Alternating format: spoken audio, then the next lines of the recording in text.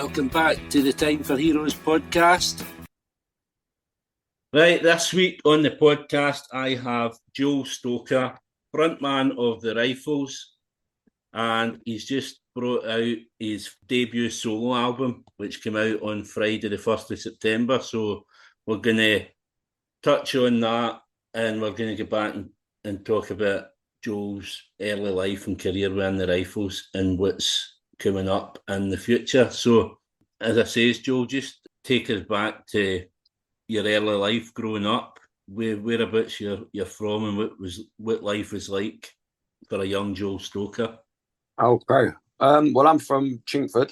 I was born in Epping, but I've spent my whole life living in the same place in Chingford, which is just on the edge of East London, bordering Essex. So, it's the normal standard playing out in the streets, doing this and that, playing football, playing knockdown ginger. Probably not even allowed to say knockdown ginger now, are you? I'm not sure. Just that's it. Standard stuff, really. Just a lovely upbringing. Right. When did kind of music come into your life? Was your parents an influence on that? Music, I've just always enjoyed music, listening to it and this and that. I mean, my mum had a lot of Motown sort of stuff that I sort of used to really like when I was younger. Then I had decks and used to be into the sort of all that sort of music, like dancier stuff when I was just young. And then it was when I was around sort of 14, I saw a kid who was a year below me at school. I went up to the music room and he was playing the guitar. Unbelievable on the guitar. I mean, I didn't know how good he was. I just knew it sounded. I mean, anyone that played some chords would have sounded good at that point. But I thought, well, he sounds incredible. So it was my birthday a couple of months after seeing that, and I kind of got the buzz from that and thought, I'll get a guitar. And I was just like a bit of a maniac on it for the first few months. I just played it all the time. I picked it up pretty quick. And then me and Richard, his name is, we started coming around, just messing about, writing bits and bobs.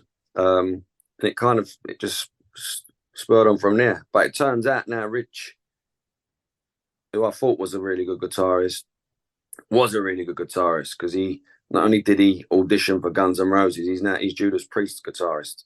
Right. So I could tell he was good, but I didn't realise obviously how good. But he's incredible. I mean, Epiphone have made a Richie Faulkner guitar and things like that. So wow, that's we went to the same school. So. I've got here you went to see Oasis at Nebworth. Yeah. Is this where did you meet one of your band members at Nebworth? Is that right? Not exactly right, but basically I went to I applied for I went to music college in Redbridge, and it was I went there because I wanted to do sound engineering. I wasn't really interested in being in a band, and I think I didn't really give it any thought. But part of the criteria is you had to play an instrument, so I got in because I could play the guitar. And Luke also went to that, and we started around that time when Nebworth kicked off. Mm-hmm. So even though we was both at that gig, it weren't till sort of probably the week after we got back from that gig, we sort of touched base at college because we just started, and we just sort of gravitated to each other because, you had your heavy metalers and this and that, and like there was little groups where it all sort of, lent towards each other. So me and Luke sort of got on immediately, and a few others. And that's where we sort of directly after that, we was kind of friends. Right. When then did you decide that you were going to form a band? When did that how early in the relationship did that come about? Well, basically within that, they put you in bands because everyone there could play instruments. So they stuck you in bands. So we all got put in separate bands, but we decided to form, I think we'd been over the pub, over the road, and then come back, and we was in the sort of one of the rooms messing about, and I started singing, which I'd never really done before, do you know what I mean, in public. I think it was a Bob Marley song. And Luke's like, well, you're going to have to sing it. and that was so we just started a band, our own band, from the people that we got on with at the college, and that's kind of how we started up the Rifles, which turned out to be the Rifles. Yeah. Mm-hmm. And obviously, what were your influences at that point? What sort of music were you into? Obviously, you've been to Nebworth, but what other music were you listening to? Was it all Britpop, or was there still the kind of Motown stuff coming for your parents? Yeah, well, I mean, always had listened to that anyway. I've never not been a fan of that, really, the Motown sort of side. But around that point, it was sort of all that, Oasis and the band stuff, the Verve, because that was definitely the first time Oasis were our band, if you like. That was the first time all my friends who ain't necessarily into bands and stuff like that, they was all bang into it, and it was rife at that point. Yeah. Yeah, there was so many bands about at that point as well that there just seemed to be new music every week. It was a brilliant time. Yeah, it was just a massive wave, wasn't it, of guitar bands. You had super great. There was so many, wasn't there? Yeah, you could go on a day listening. Debut gig at the Bull and Gate in London, which is quite an iconic venue for your first gig. How did that go? It went really well. I mean, it's funny because if you go in there now, it looks absolutely tiny. But I remember when we walked in there and it was full up. Obviously, we've got a lot of friends around that way as well. So it was full up, sold out. It looked massive, but it's quite funny if you see it. I mean, I think they still have music there, but it's kind of changed a lot, that pub. It's kind of like a trendy pub with nice food and all that, when really before you had like just a bar on a pool table and that out the front, and out the back was the music room. I believe they still have bands there, but I haven't been there for a little while. Right. I had Simon Williams on the podcast about 20 or 30 episodes ago, the guy that runs Fierce Panda, and he was in there every week. I think that's where he picked up most of his bands in the Bull and Gate. Yeah, I mean, just the whole circuit around that Camden sort of Kentish area, there was constant bands always, you know what I mean? It was, I don't know what the music scene's like now with regards to like young bands getting in and playing it, but it seemed like it was like 20 places just in a couple of mile radius you could go and play. Mm-hmm. So how quickly then did you pick up management and stuff like that and record label? Well, management was sort of instant because a friend of ours who's still a manager today was just sort of like, oh, I want to help out and all that sort of thing. So that we had a manager from the get-go, even though he was learning on the job as well, really well for himself also. So it's that was a nice little story. And we was lucky enough to get Universal Publishing before we even got a record deal. A guy named Dougie Bruce at Universal. He sees something in us and got us like an advance of money so we could sort of all stop doing our sort of 9 to 5s for a little while and concentrate on just getting more material, getting better, things like that. So without that, it would have, I don't know what would have happened. It would have been a longer process, definitely. So when you started gigging, what sort of bands were on the scene at that point? Who were you kind of playing gigs with? Milburn was a big one for us. We done our first sort of headline tour around the country with them. We done like it was a joint sort of headline thing, I think. So it was cool. I mean, the first sort of night, it was like, a bit of rivalry, I guess. Yeah. But we're still really, really good friends from now. I mean, we've toured like sort of all over the place with them, and they're good friends of ours. They were good. The Future Heads, done a bit of touring with them abroad, which was really cool. They're all, again, lovely fellas. We've been lucky like that. The Pigeon Detectives, I think we played with them the first time we played outside of London was in Leeds, and they was headlining, and we come on before them, so that was all good. Mm-hmm. Obviously, like the sound, I was never big into the Rifles. All my pals, I had a group of pals, and 3 of them, I think they come see you whenever you play Glasgow. And I kind of dipped in and out. and I wasn't Yeah. really. It wasn't that I didn't like you. There's that many bands going about, but I Yeah, yeah. wasn't really. I wasn't familiar with your sound up until a couple of months ago and listening to it, and it sounds similar in style to the Holloways, which Right. I don't know if it's maybe just the London accents or whatever, but it sounds kind Yeah, of. the London X again. They was there the same sort of time. Do you know what I mean? It probably was a little sound that was sort of Mhm. knocking about. But the even like the music sounds a lot chirpier than I expected it to sound. I thought it was going to be like balls out rock and roll, but there's actually a bit more depth to it than I had imagined. Yeah, Early on, you played Soccer AM as well, yeah. and you've had a lot of support for Soccer AM over the years. I think you're one of the guests that's been on the most times. So how was Yeah, it? we went on there. We went on there 4 times, I think. So how is it having Soccer AM's backing? Because obviously the guys on there they're pretty clued up on music as well. So Well, it's just one of them shows. Again, everyone was watching that show, and it did incorporate music a lot in that football format, which was really good. Again, especially from my experience, a lot of my friends would hear stuff because they've sourcing out music, but they watch Shock RM and see something on there. So that was huge for us at the time because we didn't get bundles of press or anything. So it was a massive outlet for us. mhm. Really helpful. do how much a loss do you think it will be without something like that? There doesn't seem to be anything else kind of there as that sort of platform for new bands. Yeah, I miss on this an hard one, isn't it? Because the internet's like an instant platform. It's so saturated. Then what do you watch? Do you know what I mean? Whereas it was a lot simpler back, a few years ago when you just had certain cult shows that everyone watched the same thing. Um, so to get on something like that was huge. Now I don't really know.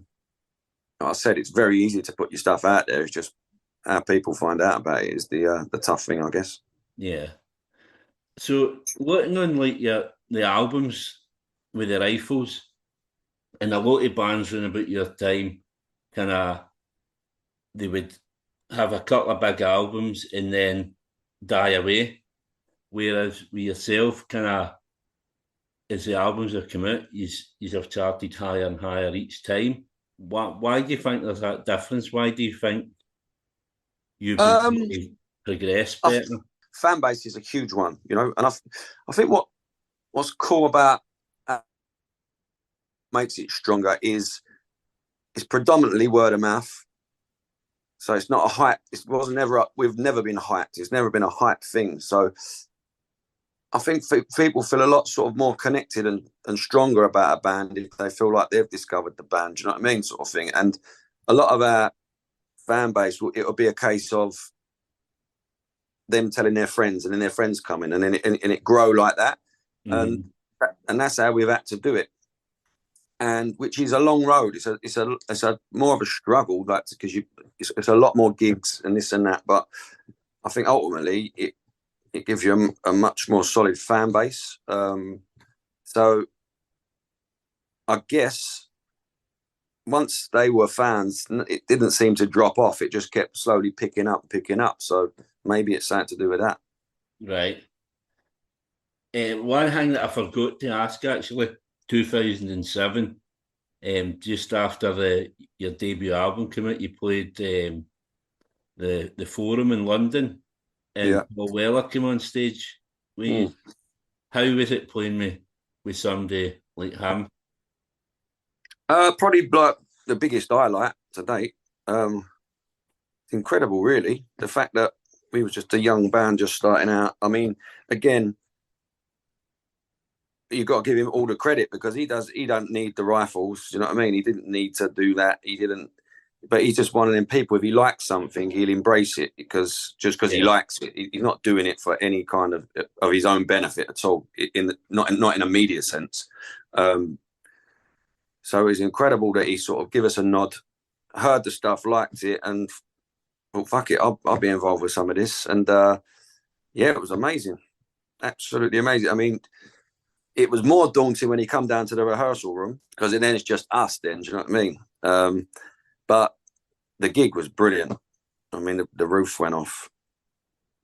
He's a dream guy to have in the podcast. I can't get a hold of him. I've been asking for episode 1. So if you've got him on your phone or in, send him a wee text and tell him about this podcast. He wouldn't listen to me even if I did.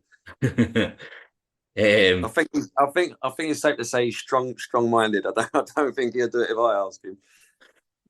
So I mean, obviously, as you're saying, so he kind of liked Jews and he kind of nailed his colours to the mast. He came on stage with you. A few months ago, I seen you were playing a gig in London. It was like a lock-in gig or something, and you had Laurie Wright, the Skinner Brothers, the Darlings, and I'm pretty sure there was somebody else. It was like one of the best lineups for a gig I'd ever seen. So was that you kind of handpicking some of the kind of best upcoming talent that's coming? Well, 100% Laurie. I think there was an affiliation with the other couple of bands, but Laurie, for me, couldn't even remember, but he supported us years and years ago at the Boogaloo when we do these Christmas things, which is a real stripped down thing. Mm-hmm. But then I went to see my friend Joe Carnell from Milburn, lead singer from Milburn. He was doing his solo stuff in Dalston. Mm-hmm. So whenever Joe's down my neck of the woods, I'll try and go and see him. So I just went there on my own to watch Joe. And I got there early and Laurie was on. And I thought, this kid's brilliant. He's got a good character. He's just a character, you know, great voice, great guitarist, and he's got something. And so I went back after he'd finished, just having a chat with Joe. And Laurie came in and he went, "Hello, Joel." And I was like, "How does he know me?" And then it transpired that he supported us like years and years ago. So we just got chatted. We got chatting. And then he come down to my studio just for a little day, just to record something, just to mess about, really. So I just said, "Well, you got to come and play this." Do you know what I mean? So yeah, that was cool. That was nice to help. If you can help, I will. Yeah, he's just released his album there as well, and it's sounding amazing, man. It's really good, man. It's really nice to kind of get a full body work for him as well. And yeah, COVID came around after, like, you released albums right up to kind of 2016, and then kind of after that we had COVID and lockdown. Is that when kind of the writing for the solo album came, and what was the kind of inspiration for it? Was it just having a bit of time in your hands? Yeah, I guess so. I mean, during lockdown, just to keep busy, and I give all the proceeds anyway to the NHS thing. But I wrote a song called "Stuck Inside," and just done it all in my shed on my own. That might have been a start to something. But I mean, I was never intending to do a solo album, really. I just had a bunch of songs. I don't know, 5 or 6 of them, and they was all about the same thing. They was all a bit, you know, they were personal to me. They didn't really suit the band sort of sound, if you like. So I just kept chipping away, and I thought, a few more, I'm going to have an album here. Do you know what I mean? And they all sort of linked together as an album as well. So I thought, well, why not? That was really how that come about. The subject matter on the album, obviously, like, there's a lot of stuff to do with mental health and anxiety and stuff like that. So was that stuff that you were suffering with yourself and was personal to you? Yeah, totally personal to me. Yeah, it's I mean, anxiety and that since I was at school, really. I think that leads on to sort of you're feeling down and this and that. So I think they go sort of hand in hand. But yeah, they're all sort of, you know, true to life and sort of real experience. But it's mad because the more you talk about it and speak to people, it's sort of like, it's not really that you know, abnormal or unusual. It's sort of pretty day to day for everyone. Well, not everyone, but more people than you think. Yeah. And I was very conscious of it not being. I didn't want it to be another you know, album about anxiety because everyone, do you know what I mean, just jumping on that sort of bandwagon at all. But I suppose at the end of the day, I just think it's more healthy to sort of let people know about it and talk about it than bottling it up, because that's where the real problems lie. I think if you bottle it up. Yeah, I think as well with something like that coming for yourself, because a lot of people wouldn't realise that you suffer for that. So it's probably a great help to people realising that a person of your stature suffers as well. Yeah, I don't think anyone's ruled out of that. I don't think it matters what you're doing in your life. It just, and you can't. There's no explanation either. Do you know what I mean? I think just how some people's brains work. It seems like creative people suffer a lot, but that's kind of par for the course. How does the anxiety manifest itself? How do you in what terms do you suffer? I think I overthink everything, build stuff in my head, and it gets stuck in my head, and it goes round and round for months. And you're building mountains out of molehills, really. You're kind of doing it to yourself. I just think there's lots of different ways you can help yourself, and it's just learning. I think knowledge is power, isn't it? And I just think finding out about how brains work, how certain people how they tick, learning about it. Every time you learn something new, it gets easier. And I just find I go for a run every single morning. Do you know what I mean? So that just keeps everything at bay. It's just whatever works for you. But I mean, something will. So obviously going and recording a solo album when you spent years playing gigs with the rest of the band round about you, to then say, right, I'm going to do this album, it's going to be all me. How does that kind of affect that? I mean, that must bring on its own anxiety in itself. So not really, because if I'm creating something or if my mind's occupied, I'm not anxious about anything. The trouble is not doing anything, I think, for me. So if you're doing something that makes you feel good, then surely that's got to be healthier. With regards to I really, really enjoyed the whole recording process and everything. I mean, I recorded everything myself in my shed at the end of my garden. mm-hmm. That is all. I just enjoyed it, and what was nice was just being able to do stuff without discussing it and this and that. You know what I mean? Just throw down whatever you're sort of feeling. So, and that I enjoyed it. Right. Obviously, a little bit. So I've just started doing gigs. That's a little bit strange. That's like, you are actually out there on your own now. So where you got your band with you, like the boys in the band, it feels like you're a force of like together, which definitely brings on a lot more confidence, if you like. But I just think putting yourself out in difficult positions is healthy.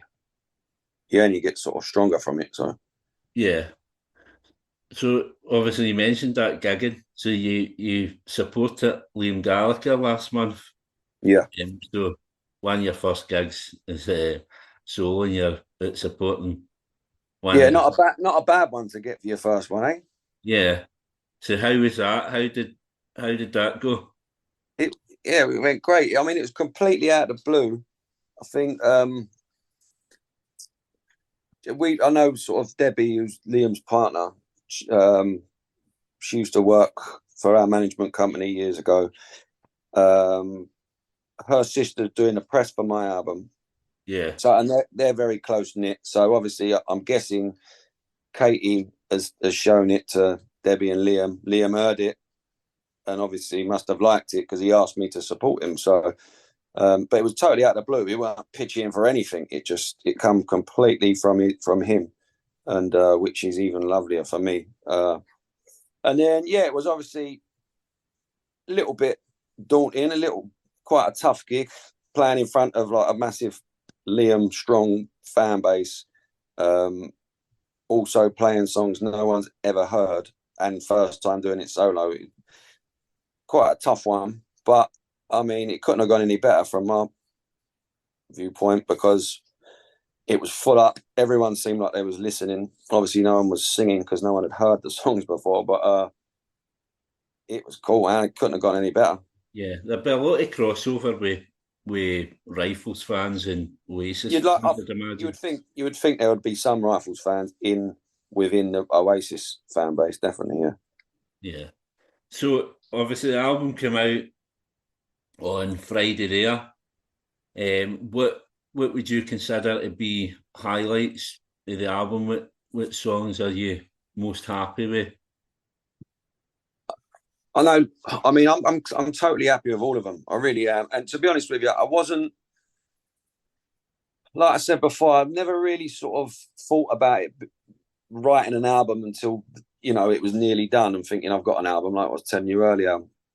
And at no point was I thinking of singles or radio or anything like that. So I don't think any of them are sort of. And what's really nice, just from speaking to people now it's out there, it's so varied on songs that they're coming back with, which is I'm happy about, because I don't think there's a standout track like that's far better than all the others. I think it's just there's a few different sort of styles, but it seems like it's so varied on what people are coming back with their feedback is which is good, because that's kind of how I saw it. Yeah, I mean, I like the fact, like, obviously the subject matter is quite dark, but the sound is quite upbeat throughout. Mm-hmm. So I mean, that seems to be a lot of artists that I listen to that kind of have the dark subject matter. They do kind of the song does sound more upbeat. Yeah. So it kind of it makes you think about what you're listening to more. Yeah, I definitely think I want it to be sort of hopeful and positive. Do you know what I mean? Even though it's like you say, the subject matter is not necessarily a positive matter. I think getting through it's positive, and that's kind of the whole point. And I tried to the order of the album. I tried to make it like it's just a journey, and then towards the end of the album, it's almost making fun of the whole thing and sort of saying nothing's as bad as you ever think it is. So, and end on a positive. That was kind of the plan with the sort of track listing, and it feels like that to me. Yeah. So, what have you got coming up? You've got gigs throughout September. You got a gig in October and a couple in November as well. Yeah, well, my plan is, I mean, I've never been one for touring. I don't like being. I like being at home. I like being, with my kids and this and that. Yeah. So my plan was just to do a Thursday night indefinitely. So I just play a Thursday night every week, and just pick places and just go there for the one night, play the gig. So it's almost like a one-off gig, but once a week. Yeah. Yeah. That's the plan. It must be, see, like nowadays with all these bands and these have all got kids now as well. It is really hard to kind of go on a full scale tour these days. Yeah, I mean, some people love it. Some people love getting away from the madness, but I kind of like the madness. So what's coming up then after these gigs, and what's going on with the Rifles? Is there going to be a new Rifles album? Yeah, so we're just where is it? Thursday, Lukey's coming back down. We're just finishing off the first single, but we've got all the drums and bass done for all the for the whole album, and I've done all the rhythm tracks for all the whole album. So we're just gonna find the time now to get them all finished, really. So it just depending on how soon. It's hard to get together sometimes, and but it's better when we're in the room together as opposed to doing it all sort of from separate things, which you can do, and it is helpful to do it that way, just from a time frame. But it's or logistically, it's helpful to do it that way, but it's not as good as being in the room with each other. So it's really down to me and Luke now to sort of just get together as much as we can and start filling the songs up. Right, that sounds good. As I say, the album's out now. Come out on Friday. Anybody that wants to buy it, I'll post links in the description. Joe Stoker, The Undertow, the name of the album. I hope everything goes well. I hope it charts. Yeah, I think the midweek sort of chart position seems really.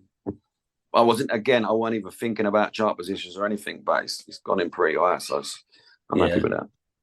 Yeah, I mean this is over the last few weeks. Obviously, I've been in touch with a few bands, and they've had albums out the last couple of weeks. Obviously, The View, and then another band, Mark Sharp and the Bicycle Thieves, they released an album last week, and seeing the updates on their chart position, it's heartwarming to see, because you kind of think that music, there was a time where music was dead and nobody was really buying music, but it's definitely coming back. Yeah, I think the old vinyl sales are going up again, which I think people are just getting fed up of. You know, it's nice to listen to music in the correct way, I think, and definitely sort of vinyl is vastly better than an MP3 out of one speaker. Well, that's the thing. There's no skipping with vinyl as well. You need that's to it. I'm telling you, properly. I used to buy vinyl all the time. Then I sort of didn't for a while, and it's only really recently I got a new, an old record player and little setup, and it's just like a different experience. Do you know what I mean? It don't compare. Listening to it through one little speaker on an MP3, it's not even close. Obviously, with the podcast being called Time for Heroes, the last bit of the podcast, I asked my guests to pick 4 heroes to come for dinner, what you would cook them, and why they're your heroes. So, I take it away with that. Who would you consider heroes? They can be dead or alive. They can be unfortunately life. Which is cooler anyway, because you get to see him again. I mean, these are kind of obvious ones, but you could go on. I mean, Bob Marley would definitely be on there. Mm-hmm. He was sort of like the first sort of thing that I really loved. I bought like a box set called "Song" with my pocket money box set, Songs of Freedom. It's like a compilation thing, basically. It's unbelievable, like chronological. 4 discs, and just the scope of it all, just brilliant. Yeah. I still listen to it. I had that as well. I still listen to it all the time. I love the earlier stuff now. Do you know what I mean? Obviously, it was "Could You Be Loved" and stuff like that when I first get into it, but the really early stuff's really good as well. I love it, and the man's awesome. So Bob definitely gets a place at the table. Another Bob would be Bob Dylan. Again, just love the songwriting, love the lyric, like unbelievable lyricist, great songs. I just love the way he just writes these unbelievable songs, and they're so throwaway to him. You know, I mean, you look at some of them songs that have become massive hits for other people. You listen to his version, it's like he just knocked it up and then moved on to the next one, which is probably exactly what he's done. Yeah, it's no frills, but it's just all talent. It's amazing to see a guy like that. His career's still going strong. He's still releasing music still, man. He's just a freak, isn't he? Yeah. Do you think when you get to that age you'll still be releasing albums? Who knows? That's the beauty of it. I mean, and that's the beauty of folk music to me. You ain't got to be a 20-year-old jumping about thing to sit down there and play a cool song. Sometimes your voice gets gravelier, you know, and it works better anyway. So there's always that route.